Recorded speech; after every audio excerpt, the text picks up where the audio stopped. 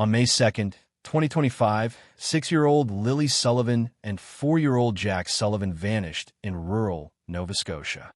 Just 28 days later, on May 30th, 2025, 3 Decker sisters disappeared in the state of Washington. Despite the geographical and temporal distance between the two events, experts are drawing parallels, suggesting a disturbing trend that could redefine the understanding of child disappearances in North America. The case of the Decker sisters, who went missing during a routine visit with their father, became especially troubling when the father himself was identified as the prime suspect, only to then disappear into the Cascade Mountains, a remote and rugged area. Stepfather Daniel Martel claimed he passed the polygraph test, but the children's mother blocked him on social media and left him in the care of relatives. Investigators also collected hundreds of hours of surveillance footage from neighbor, and forensic experts have indicated the case is now being treated as a criminal investigation, no longer just a missing person search. Several unexplained facts have emerged in the Sullivan case. For instance, the children were absent from school for 48 hours before their disappearance, yet were seen in public with relatives the day prior. The lack of clear information surrounding these details raises even more questions. The Decker case has prompted a re-evaluation of the Sullivan case, with confidential information and new details potentially shifting public perception of both incidents. The narrative suggests that there may be deep and possibly sinister connections between the two cases that go beyond mere coincidence. The story of Peyton, Evelyn, and Olivia Decker is one that explores how love can turn into obsession, how mental health issues can go unaddressed until it's too late, and how a person with military training can evade law enforcement. Peyton Decker, 9, was a natural leader among her third-grade peers at Lincoln Elementary School. She was known for both her athletic talent and her kindness toward others. She had recently competed in her first 100-meter race and dreamed of learning to play the guitar, a gift already purchased by her grandfather. Evelyn Decker, 8, was the opposite of her older sister in terms of energy and mischief, yet shared a passion for dance, having performed with the Dance Paws Rockstars team. Evelyn was fiercely protective of her younger sister, Olivia. Olivia Decker, 5, was known for her infectious joy and sweetness. She had received a drum set from her grandfather and was often seen playing it with enthusiasm. All 3 girls were actively involved in extracurricular activities and left a positive impression on everyone who knew them. The girls lived with their mother, Whitney Decker, who worked 2 jobs, studied, and still made time to invest in her daughter's education and development, taking them on trips and participating in various activities. Neighbors saw Whitney as an exemplary mother. Their father, Travis Decker, had a military background, having served 8 years in the U.S. Army, including a deployment in Afghanistan. He was an airborne paratrooper with advanced survival and evasion training. Travis was facing a disciplinary charge from the National Guard for failing to attend monthly drills in November 2022. After 7 years of marriage, Whitney filed for divorce from Travis, which was finalized in March 2023. Travis was granted custody on alternating weekends, but Whitney began to worry about his emotional stability. He was homeless and showed increasing signs of instability. In September 2024, Whitney petitioned the court to modify the custody arrangement, citing multiple concerning incidents. In August 2023, Travis had refused his regular weekend visits with the girls, a change in behavior that raised additional concerns for Whitney about the children's well-being. The girls reported that they often felt like they were walking on eggshells around Travis, indicating an environment filled with tension and caution. In December 2023, during a FaceTime call, Olivia was inconsolably crying while Travis was out walking the dogs, having left the girls unsupervised at a gym where Olivia accidentally got her fingers caught in exercise equipment. In July 2024, Travis arrived at Whitney's home hours late after hitching a ride and asked if he could stay in the basement. There was also an incident in which he entered the house uninvited and yelled at Whitney and the children. What truly alarmed Whitney was discovering that the girls were sleeping on mattresses inside a military facility, surrounded by dozens of unknown men with no proper supervision. Whitney expressed her concern for the girls' safety in legal filings, stating she had done everything possible to facilitate Travis's relationship with his daughters, but could not accept them sleeping in such inadequate and unsafe conditions. She alleged that Travis suffered from borderline personality disorder and post-traumatic stress disorder, PTSD, due to his military service, but that he was neither taking his prescribed medications nor seeking treatment. After Whitney's request for a custody review, the court ordered daytime-only, unsupervised visits for Travis, along with a requirement for psychological evaluation and counseling, which he refused to comply with, never signing the updated custody agreement. Thus, as of May 2025, Travis still had permission to see the girls on alternating weekends, specifically from Friday to Saturday, despite Whitney's ongoing concerns and efforts to protect them from potential harm related to her ex-husband's instability. Travis's visits with Peyton, Evelyn, and Olivia were permitted on Friday and Sunday afternoons, but never overnight. On Friday afternoon, May 30th, 2025, the girls went for a scheduled visit with their father that was supposed to last only 3 hours. When that time passed and Travis failed to return the children, Whitney became increasingly alarmed. At 8:45 p.m., she contacted the police to report that her ex-husband had violated the custody agreement. Whitney mentioned that while her relationship with Travis had become increasingly hostile, largely due to his homelessness, he had never previously kept the children beyond their scheduled visits. The girls seemed to have a good relationship with their father and generally enjoyed spending time with him. On the day of the handoff, Travis had appeared more subdued than usual, which Whitney had attributed to his ongoing stress. Travis was not only without stable housing, but he was also financially struggling and even considering giving up his beloved dog, a decision that deeply affected him, as the pet was one of the few remaining sources of joy in his life. For days before the girls' disappearance, on May 26, 2025, Travis conducted internet searches that drew the attention of federal investigators. He looked for information about how to move to Canada and find work there. The search queries included topics such as how to find a job in Canada, how to move to Canada, and how does a person move to Canada. These searches are now interpreted as possible evidence that Travis was planning an escape in advance. A chilling fact is that these online searches occurred simultaneously with the dramatic events surrounding the disappearance of Lily and Jack Sullivan. The similarities and connections between the Decker and Sullivan cases may be the key to uncovering a broader and more dangerous situation. Sharing this information can help the community recognize warning signs and assist investigators with crucial details. What was happening in Nova Scotia initially seemed like a coincidence, but the possibility that Travis was monitoring how child disappearance investigations are conducted in Canada cannot be ruled out. One day after the disappearance was reported, on May 31st, the police issued an alert asking the public for help locating Travis and his 3 daughters. Although the case did not meet the criteria for an Amber Alert, a missing and endangered person alert was issued by the Washington State Patrol. The reason an Amber Alert was not issued was the authorities' initial belief that the children were not in immediate danger, based on information from Whitney that Travis had never acted violently toward his daughters before. The story is not over yet, and coverage will continue as new information comes to light. The community is seeking justice and answers that may help prevent future disappearances and similar tragedies. Travis Decker has been charged with 3 counts of first-degree murder and 3 counts of first-degree kidnapping.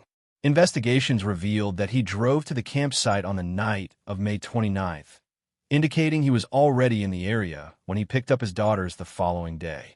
His phone also showed activity in that region on Saturday, May 31st, confirming his presence during the critical time period.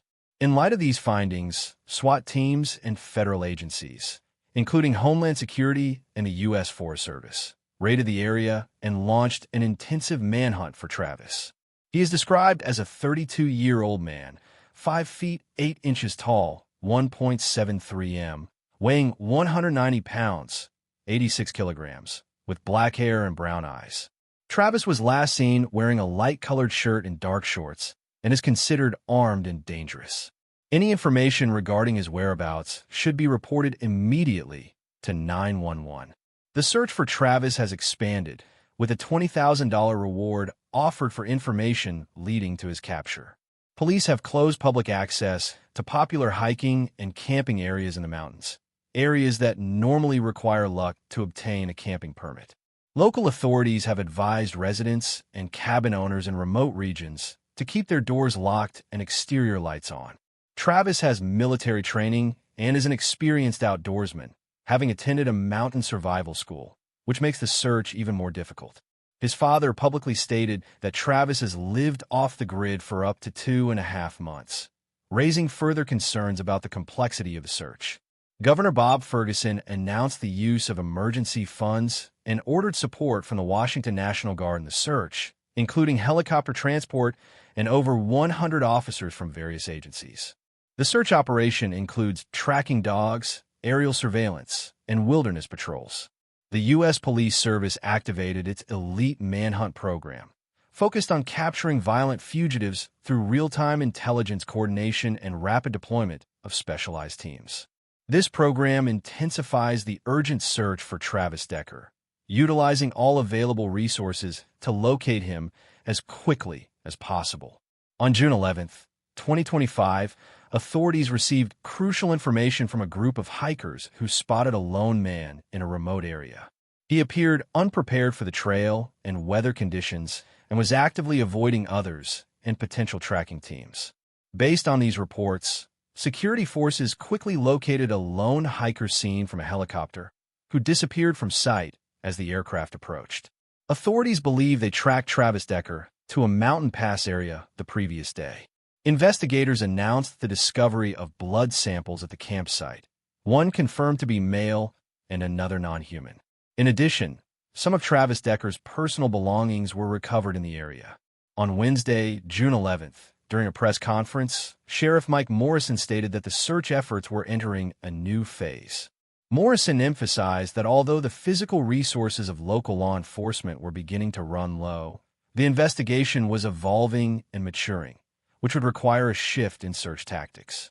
He stressed that the police would not rest until Travis was found, stating that each day Travis remained on the run demanded an unattainable level of perfection from him, as a single mistake would be enough for authorities to catch him. Morrison assured the public that the search would continue with a different focus, guided by leads, and made it clear that the police were determined to find Travis Decker and bring him to justice, something the young victims deserved. Local law enforcement would remain active and adapt its strategies to maximize the chances of success in the ongoing manhunt. Authorities announced that while the search teams for Travis Decker will be reduced, the investigation is intensifying with the implementation of an advanced manhunt program to track him in difficult terrain. Sheriff Mike Morrison reported that resources are being reallocated to strengthen the criminal case against Decker, ensuring he can be prosecuted once captured. The murders of the 3 Decker sisters, remembered as beacons of light and joy, brought deep sorrow to Whitney and to parents around the world. A fundraising campaign created by the family's friend, Amy Edwards, to cover funeral and legal expenses raised over $1.2 million by mid-June. Whitney is facing the worst possible nightmare, enduring immeasurable grief, but is surrounded by friends, family, and neighbors offering their support. Meanwhile, in the case of Lily and Jack Sullivan in Canada, the situation remains unsolved, with shocking new revelations emerging. The Royal Canadian Mounted Police, RCMP, conducted polygraph tests on 54 individuals, including the children's close relatives. Stepfather Daniel Martel claimed he passed the test, but doubts remained due to the mother immediately blocking him on social media after the disappearance and his sudden move to stay with relatives. Insider sources continue to leak disturbing details that police are keeping from the public. Investigators collected hundreds of hours of surveillance footage from a neighbor's property, but have not revealed what was seen between late April and early May. This evidence led former Detective Jim Hoskins to declare that the Sullivan case is no longer a search operation, but a criminal investigation.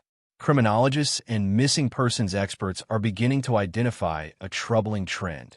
2 child disappearance cases occurring 1 month apart in neighboring countries, both involving recently separated parents or those experiencing relationship issues. In the Sullivan case, A stepfather and mother became hostile after the children went missing. In the Decker case, a former military man with mental health issues and his ex-wife are at the center.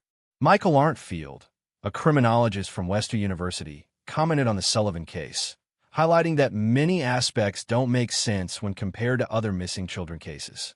Former homicide investigator Steve Ryan also voiced concern about the lack of information to fill the investigative gaps. The most chilling question is whether Travis Decker could be capable of cold-blooded murder against his own daughters, and what that might suggest about other missing children cases across North America. The investigative community and experts continue to search for answers to these distressing questions. The Sullivan case may just be the tip of a much larger iceberg, suggesting there's much more to uncover about child disappearances. The May 1st video footage showing Lily and Jack in public with family members remains a closely guarded secret by Canadian police, but Travis Decker's meticulous methods and possible motives may offer valuable clues to understanding complex cases like this one. Each day that Travis Decker remains at large and Lily and Jack Sullivan are not found, parents across the continent are left questioning the trust they place in those closest to them. The Decker sisters' tragedy highlights how systemic failures can result in fatal consequences, with the girls paying the ultimate price for trusting their father, the one person meant to protect them. The story of the Decker sisters is poised to fundamentally reshape how missing children cases are perceived and could hold the key to unraveling other similar mysteries. If Travis Decker is still hiding in the mountains, it raises serious concerns about his capabilities and the risk he may pose to other families. It is important to remember that the story of Peyton, Evelyn, and Olivia Decker serves as a powerful reminder of the need to speak openly about the dangers children may face. Travis Decker remains at large, and Lily and Jack Sullivan are still missing. By subscribing to the channel, sharing these stories, and staying vigilant in your community, you become part of the solution. A simple phone call, a shared video, or an act of courage can make the difference, and even save a child's life. Don't let the story of the Decker sisters be in vain. Subscribe, share, and keep an eye out for the warning signs, because somewhere out there, another child may be depending on our awareness and action to stay safe. On the Friday following the disappearance, Whitney took to Facebook to ask for help, posting photos of Travis and the girls. She made an emotional plea, expressing her desire for the girls to return home safely and showing concern for both the children's safety and Travis's well-being. Whitney mentioned that she never imagined Travis's mental health struggles would make him a threat, emphasizing that he had always been a responsible father during his visitations. Whitney speculated that Travis might have taken the girls on an unplanned camping trip, possibly to a remote area in the mountains, where he enjoyed being close to nature. She considered the possibility that his truck had broken down or his phone had died, which could explain the lack of communication. In interviews, Whitney reiterated her love for Travis and the girls and expressed hope that they were safe and that Travis would bring them back. She noted that he had always been very communicative about any changes to the custody arrangements, making the current situation all the more unexpected. Authorities discovered that Travis had been in the area west of Leavenworth on Saturday, indicating he had traveled into a mountainous region, supporting Whitney's theory about a possible camping trip. However, the lack of communication and Travis's sudden movements raised suspicions and intensified the search for him and the girls. Police ramped up their search in the wooded areas around the town, but initially, they were unsuccessful in locating Travis or the girls. However, on June 17th, the missing and endangered person alert was canceled, and the next day, police announced a devastating discovery.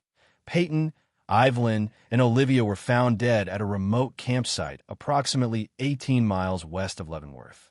The girls' bodies were covered in plastic bags, and authorities believe they were victims of asphyxiation. They were wearing the same clothes they had on that Friday, and their wrists showed signs of having been bound with zip ties. Additional zip ties and plastic bags were found nearby. The discovery occurred after an officer spotted Travis's truck near the campsite. During the area's search, the bodies were found in a ravine approximately 75 to 100 meters from a vehicle. Inside the truck, blankets, car seats, and a wallet were found, along with two adult-sized bloody handprints, suggesting a scene of struggle or desperation. Travis's beloved dog was found alive near the abandoned campsite and was turned over to the Humane Society for care, symbolizing the heartbreak of being left behind as Travis disappeared on foot into the mountains. Just hours before the girls' bodies were discovered, Travis had been charged with custodial interference. With the terrible discovery, the situation changed drastically, and the investigation shifted to locating Travis and better understanding the events that led to this tragedy.